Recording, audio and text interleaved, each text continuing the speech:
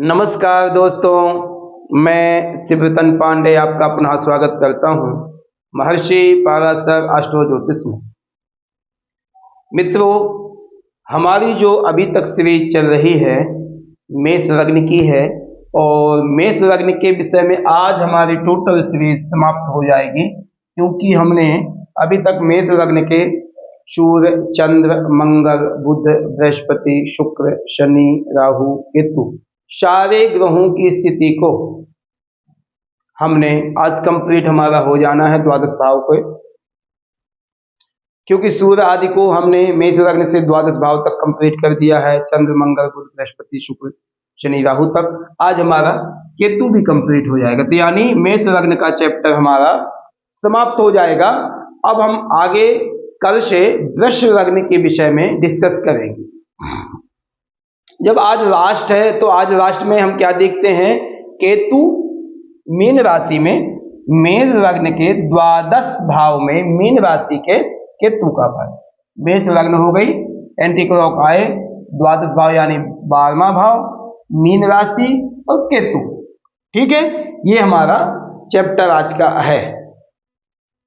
अब द्वादश भाव में राशि क्या है, मीन है। मीन का स्वामी कौन है, बृहस्पति।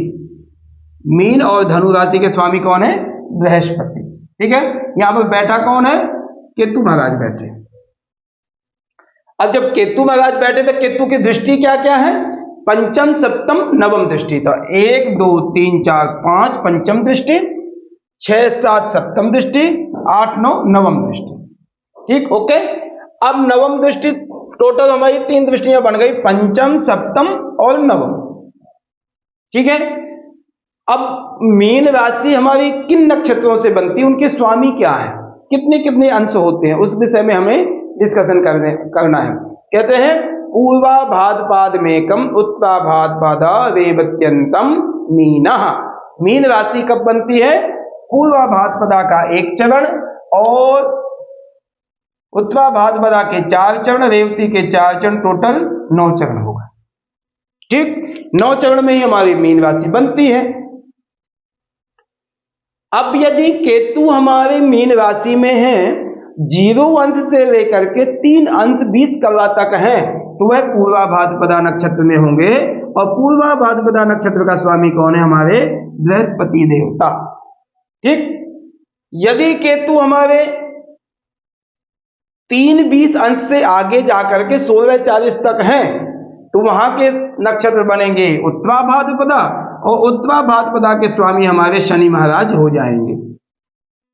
ओके, केतु यदि रेवती नक्षत्र में तो कितना मान होगा उनका, 16 40 अंश से लेकर के 30 अंश के बीच बीच में, तो रेवती नक्षत्र में होंगे, वहां के स्वामी हमारे बुध माने जाएंगे, बुध है।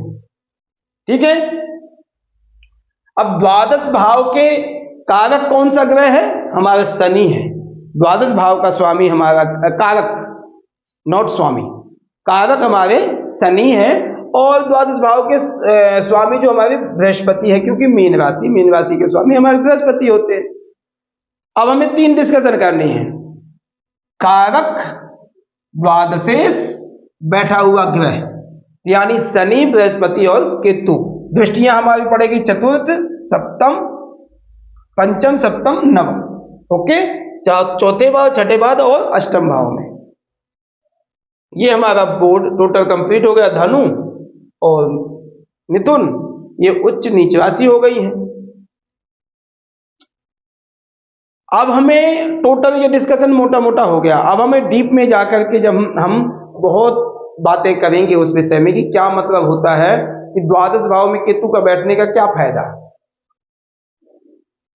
तो उस विषय में हम जब डिस्कशन करना है तो डिस्कशन के साथ साथ हमें यह देखना है कि किस राशि में केतु बैठा है, मीन राशि। मीन राशि केतु की फेवरेट राशि। क्यों राशि है फेवरेट, कि बृहस्पति उसका अच्छा मित्र है। केतु और बृहस्पति की एक अच्छी मित्रता है। और आप ये भी ध्यान देना, एक राक्षसी प्रकृति का है, एक सात्विक प्रकृति का है। ठीक है, एक देवताओं का गुरु है, एक राक्षस है, तब भी मित्रता है। ये हमें ये समझना चाहिए ये क्यों है। आप ये समझिए, एक जब व्यक्ति कोई ऐसा व्यक्ति होता है कि तामसी प्रगति और राक्षसी प्रगति का, कोई व्यक्ति की ऐसी सोच अच्छी हो जाती है राक्षस कुल में जन्म होने के बाद भी, जैसे प्रहलाद जी हो गए, ठीक है, प्रहलाद जी आदि जैसे जी ये राक्षसी कुल में जन्म हुआ है, मगर भगवत कृपा पाने के बाद उनकी इतनी भगवत भक्ति हो गई कि देवता भी नहीं करते थे, इतनी शक्ति, इतनी तपस्या, इतनी पाठ पूजा देवता भी नहीं करते थे। उसी प्रकार से केतु का भी प्रभाव बुरा प्रभाव नहीं होता है, काफी अच्छा प्रभाव है, काफी अच्छी स्थिति है, ठीक। अब केतु की यदि हम बात करें, द्वादश भाव में बृहस्पति की राशि में बैठा है, तो अब हम क्या देखते हैं कि द्वादश भाव से हम विचार क्या करते हैं। द्वादश भाव से हमारा जो विचार है, यानी 12वां भाव, 12th हाउस, क्या विचार है उससे? व्यय, मोक्ष, जेल, डॉक्टर आदि, हॉस्पिटल आदि, विदेश जाना, एकांत में रहना, मन अशांत रहना, सैया सुख, कर्जा लेना, कर्जा देना, ये सब चीजें हम द्वादश भाव से देखते हैं। यहां पर जो केतु को सबसे ज्यादा पसंद है मोक्ष, ठीक है, एकांतवासा, एकांतवासा और मोक्ष। मोक्ष ऐसे नहीं मिल जाता व्यक्ति को कि घर में बैठे और अपने बाल बच्चों को परोपकार करो, अपने बाल बच्चों को पालो पोसो और खुद खाओ पियो ऐश करो, मोक्ष मिल जाए, नहीं हो सकता। वो आपका धर्म है कि आप बच्चों को पालो पोसो, मगर ऐसा नहीं है कि आप अपने बच्चों की ही जिंदगी सुधारने में सारी जिंदगी आपने लगा दी और आप एंड में कहो नहीं तो हमें तो मोक्ष मिले। कहां से मोक्ष मिलेगा? जब तक परोपकार नहीं करोगे। नवम, दसम, एकादश के बाद द्वादश आता है, आपने ये बात का ध्यान देना। 9वां, 10वां, 11वां, यानी धनु, मकर, कुंभ के बाद मीन आती है, ऐसे नहीं आती। यहां अपने भाग्य को बढ़ावा दो, अच्छे कर्म करोगे भाग्य अपने आप बनेगा। यहां पर कर्म करो, कर्म करोगे तो आय आएगी, आय आएगा तो दान पुण्य धर्म कर्म आदि करो, परोपकार करो, यात्राएं करो, परमात्मा चिंतन करो, तपस्या करो, एकांतवास में रहो, तो आपको द्वादश भाव में केतु सफलता प्राप्त कराएगा और अवश्य कराएगा। मैं ये कहता हूं मीन राशि के केतु के जैसा कोई भी ग्रह यहां पर फल अच्छा नहीं दे सकता। केतु के यहां पर सबसे शांति मिलती है, केतु यहां पर बहुत पावर बन जाता है, क्योंकि एक तो मित्र क्षेत्री बैठा है और उसके हिसाब से वहां पर फल मिलता है। जैसे केतु को सबसे ज्यादा पसंद है एकांत में रहना, मेडिटेशन करना, मन शांत रखना, पारिवारिक जीवन से दूर रहना। अब यह बात का आप यह ध्यान दो, यदि व्यक्ति जेल जाता है, चिंतन, परेशान, मन अशांत और एकांत में, वहां पर कौन, वहां गैदरिंग होती है मगर वो सब अपना अपना सोचते हैं, वहां दूसरा कोई किसी का नहीं सोचेगा। ये बात का आपने चिंतन करना।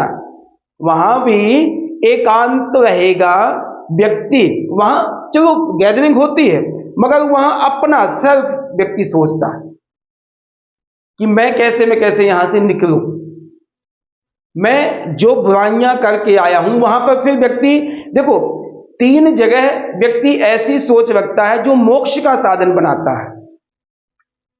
हॉस्पिटल में जब व्यक्ति सीरियस बीमार होकर के जाता है तो उसको सोचता है दुनिया में कुछ नहीं है, दान पुण्य धर्म कर्म, पैसा क्या है, कुछ नहीं है, जिंदगी चली जाएगी, पैसा यहीं पड़ा रह जाएगा, तो हॉस्पिटल में।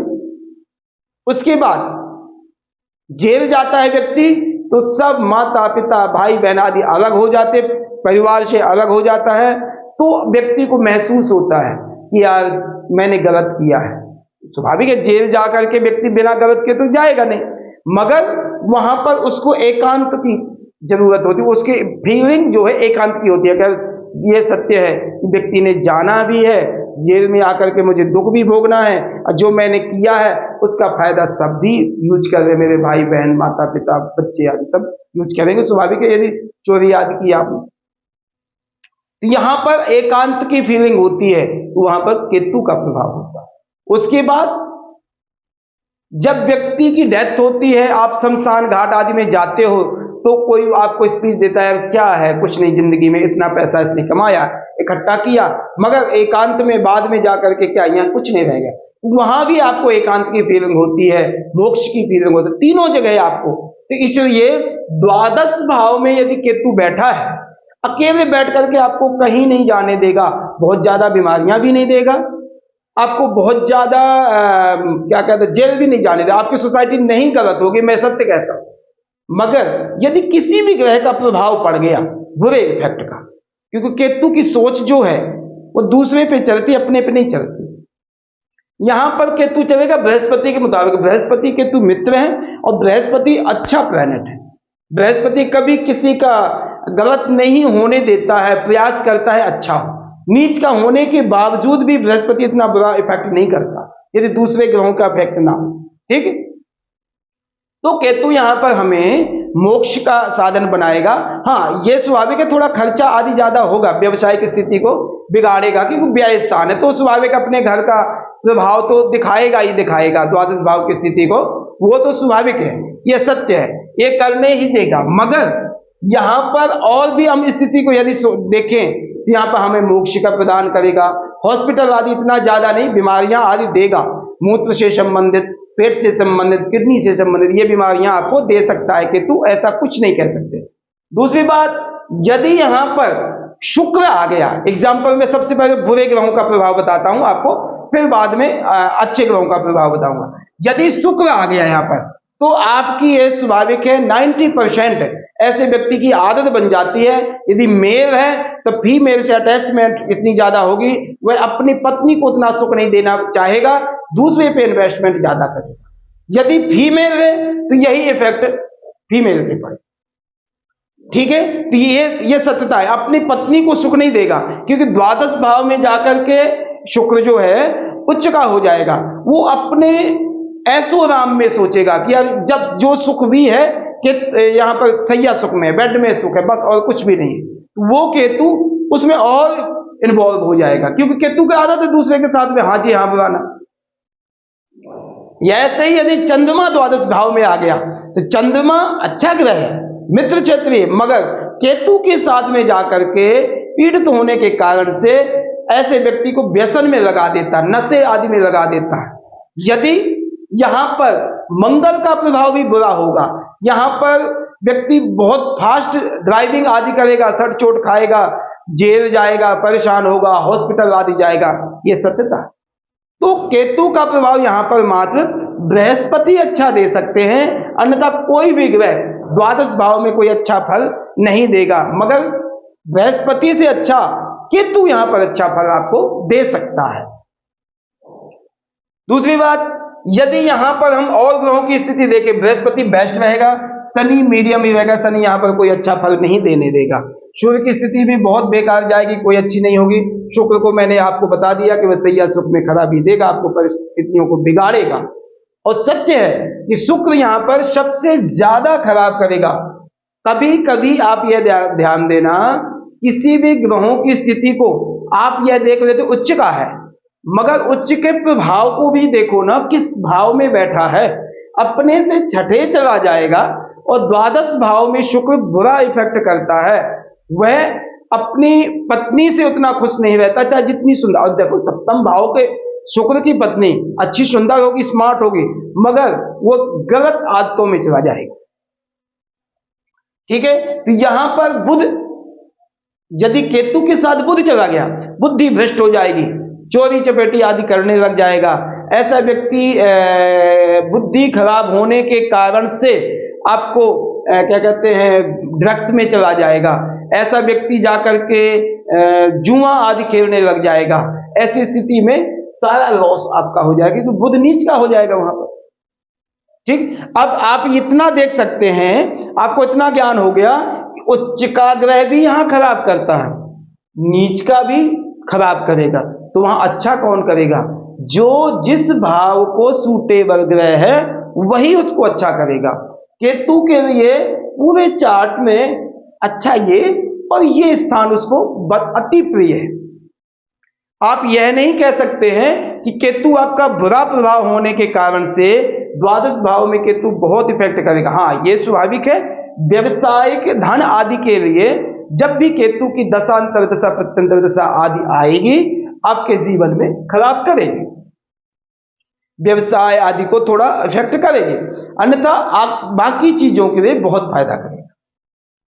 ऐसे में केतु के लिए यदि व्यक्ति यहां पर केतु को और साफ सुथरा करना है तो आप मेडिटेशन करने लग जाओ, थोड़ा सा सुबह शाम आप मेडिटेशन करो, आपका फोकस बहुत अच्छा हो जाएगा, आपका केतु ही नहीं बृहस्पति सॉलिड हो जाएगा, भाग्य अपने आप चमकने लग जाएगा।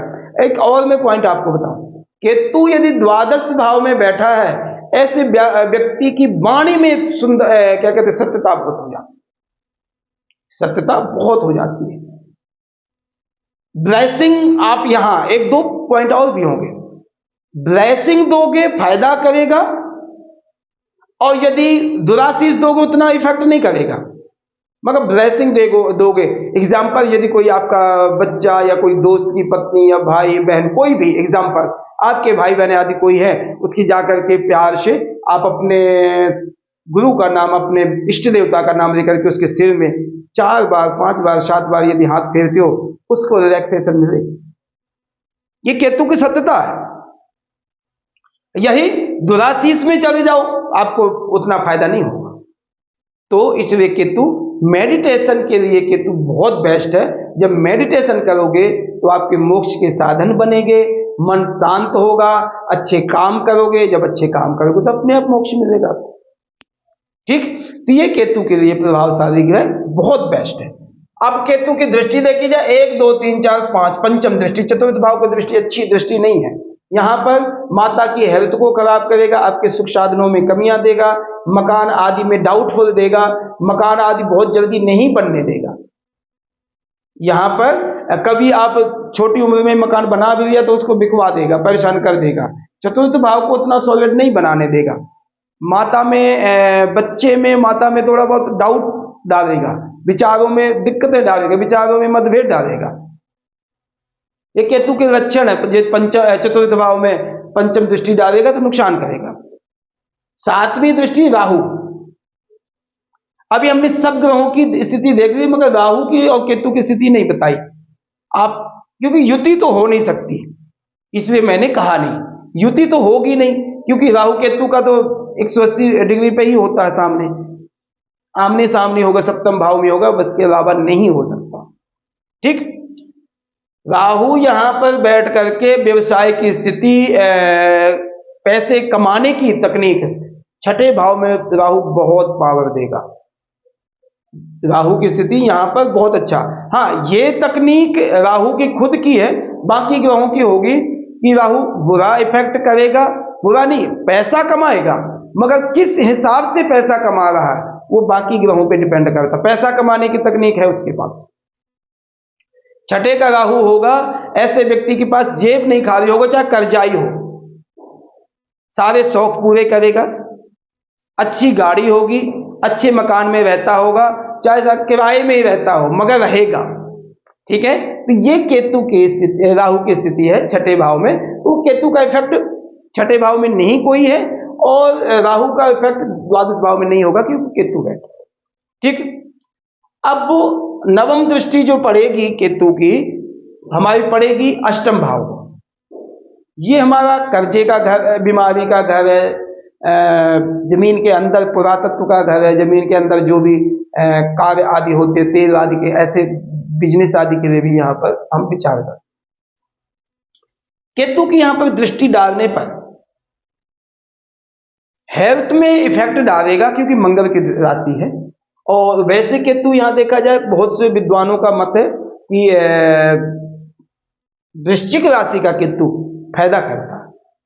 अष्टम भाव में केतु यहां पर फायदा करेगा, कुछ चीजों के लिए फायदा है, थोड़ा बहुत हेल्थ आदि को नुकसान करेगा, बाकी अन्यथा आपको यहाँ पर केतु नवम दृष्टि डाल करके यहाँ इफेक्ट नहीं ज्यादा करेगा, आपको बुरा इफेक्ट नहीं करेगा। ठीक, अब हम केतु के नक्षत्रों की बात करें तो सबसे पहले पूर्वा भाद्रपदा नक्षत्र है, 3 20 तक, 01 से 3 20 तक। तो वहां के स्वामी क्या है? हमारे बृहस्पति देवता। यहाँ के स्वामी बृहस्पति देवता है, केतु के साथ बृहस्पति देवता अच्छे मित्र है, वो और फायदा करेंगे। यहाँ पर जो कोई दोष आदि निकल भी रहे हैं तो नुकसानदायी नहीं होगा, बृहस्पति वहां पर सपोर्ट करेंगे। और जो केतु अच्छा काम करना चाहते हैं उसमें कहने हाँ ठीक है कर, क्योंकि केतु यहाँ पर अच्छा ही कर्म करने की कोशिश करेगा। केतु यदि उत्तरा भाद्रपदा नक्षत्र में तो इफेक्ट बुरा होगा, क्योंकि शनि और केतु की एक दो चीजों में नहीं बनती। केतु की स्थिति है कि मैं मोक्ष आदि का साधन बनाना, एकांत वासा करना है। शनि को है गैदरिंग चाहिए, शनि एकांत नहीं जाएगा, शनि को तो पॉपुलेशन चाहिए। शनि, हाँ ये स्वाभाविक है। एक चीज में शनि और केतु की अच्छी मिलती है कि शनि भी ओल्ड एज में फल देता है, केतु भी ओल्ड एज में फल देता है। ओल्ड एज भी ये नहीं कहते 60-70 साल में, एग्जाम्पल की 48 में, तो शनि भी लगभग 36-40 में इफेक्ट देता है। तो इस कारण से इस चीज में मित्रता है, मगर केतु उत्तरा भाद्रपदा नक्षत्र में कोई अच्छा फायदा नहीं कर पाएगा। ठीक, केतु यदि रेवती नक्षत्र में है तो वहां के स्वामी बुध हैं, 16 अंश से 30 अंश के बीच में है। बुध जो है केतु के अच्छे मित्र हैं, मगर केतु इस लग्न में बुध उतना इफेक्ट केतु का फायदा नहीं कर पा रहे हैं। क्यों? क्योंकि मेष लग्न में मिथुन और छठे के स्वामी बुध हैं, और जब खुद बुध उतना पावर नहीं होगा तो केतु को क्या पावर दे। ठीक है, हालांकि यदि बुध इस राशि में हो जाते तो और बुद्धि खराब करेंगे और खराबी कर देंगे, इसलिए केतु रेवती नक्षत्र में भी इतने कंफर्टेबल नहीं होंगे जितने पूर्वा भाद्रपदा में कंफर्टेबल बैठे हैं। नक्षत्र का इफेक्ट बहुत ज्यादा पड़ता है, आप भी यह बात का ध्यान देना। यदि उत्तरा भाद्रपदा में या रेवती नक्षत्र में है तो केतु की मन की बात नहीं चलेगी। केतु जो मैं अच्छा फल बताया आपको उसको आप डाउन करना पड़ेगा, 50%, 50 तो नहीं 20-30 पीछे आना पड़ेगा परसेंटेज में। पूर्वा भाद्रपदा चतुर्थ चरण में यदि जन्म है तो आप सारे अच्छे संकेत दे सकते हो, अच्छे फल बता सकते हो, कोई किसी तरह की कोई आपको दिक्कत नहीं होगी। ठीक है, हमारे केतु की द्वादश भाव में बात हो गई, दृष्टियों की बात हो गई, नक्षत्रों की बात हो गई। अब मैं यदि आपको सीधी बात करूं, बिल्कुल प्रॉपर सीधी, यदि द्वादश भाव में मीन राशि के केतु बैठे हैं, द्वादश भाव में मीन राशि के केतु आपको अच्छा फल देंगे। यहां पर आपको कोई भी ग्रहों का प्रभाव बुरा ना हो, अच्छा हो तो बहुत अच्छा फल देंगे। यहाँ पर मोक्ष आदि का साधन, धर्म आदि काम करेंगे, एकांत वासा उनको प्रिय है वो हो जाएगा। हॉस्पिटल आदि, जेल आदि के चांस बहुत कम होंगे। मेडिटेशन आदि करेंगे। खर्चे आदि की स्थिति यदि देखी जाए, बाकी ग्रहों की स्थिति में खर्चा मीडियम रहेगा। दशा अंतर दशा आदि में थोड़ा सा आपको खर्चा ज्यादा हो सकता है। यहाँ पर द्वादश भाव में केतु आपको मोक्ष, विदेश, हमने विदेश से संबंधित बात नहीं की। द्वादश भाव में केतु यदि बैठा है ना, विदेश श्योर जाता है व्यक्ति। 4 पॉइंट आपको मैं बताता हूं।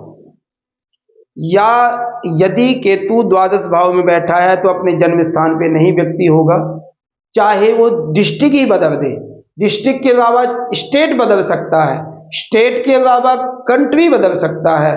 कंट्री में, दूसरी कंट्रियों में जाकर के एक एकांत की बात मैं आपको समझाऊं।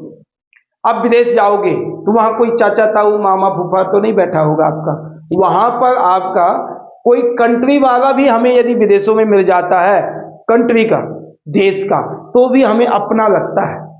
आप बात का ध्यान देना, अपना लगता है। और यदि हमें कोई जिले का मिल जाता है तो हाँ और ज्यादा सहानुभूति हो जाती है।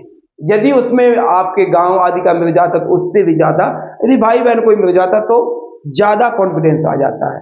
तो एकांत भाषा का मतलब ये आप समझिए कि यदि द्वादश भाव में केतु है तो ज्यादातर आप यह कह सकते हैं।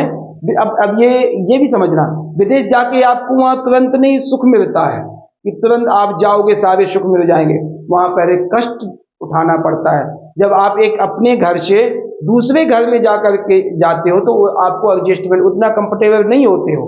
आप तो पूरी कंट्री को चेंज कर जाओगे, दूसरी कंट्री में चले जाओगे, तो वहां पर भी आप इतने कंफर्टेबल नहीं हो पाओगे। धीरे धीरे आपको जगह बनानी पड़ेगी। यह भी एक आपका जीवन का कष्ट है, तो वह केतु ऐसी स्थितियों को दे सकता है। वहां पर आपको एकांत महत्व देता है। वहां पर एकांत महसूस होगा, आप जाकर के तुरंत आपका मन नहीं लगेगा, आपको यह सोचेगा मैं कहाँ फंस गया। बहुत से लोग तो छोड़ करके भी आ जाते हैं, ऐसा भी हो सकता है, क्योंकि व्यक्ति को केतु एकांत चाहता है। एकांत में कैसे, परिवार से दूर होगे तब एकांत जाओ। ठीक, ये हमारी डिस्कशन जो थी केतु के द्वादश भाव की, मीन राशि के केतु की डिस्कशन थी। जितना मेरे से हुआ मैंने मेष लग्न के विषय में सभी ग्रहों का पूरा विश्लेषण बताया है, और यदि कोई गलती हुई तो क्षमा मांगता हूं।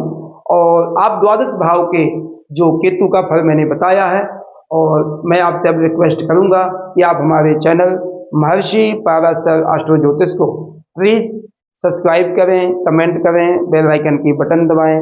जितना ज़्यादा से ज़्यादा आप हमारे चैनल को सब्सक्राइब करेंगे, शेयर करेंगे, उतना ही हमें ग्रोथ मिलेगा।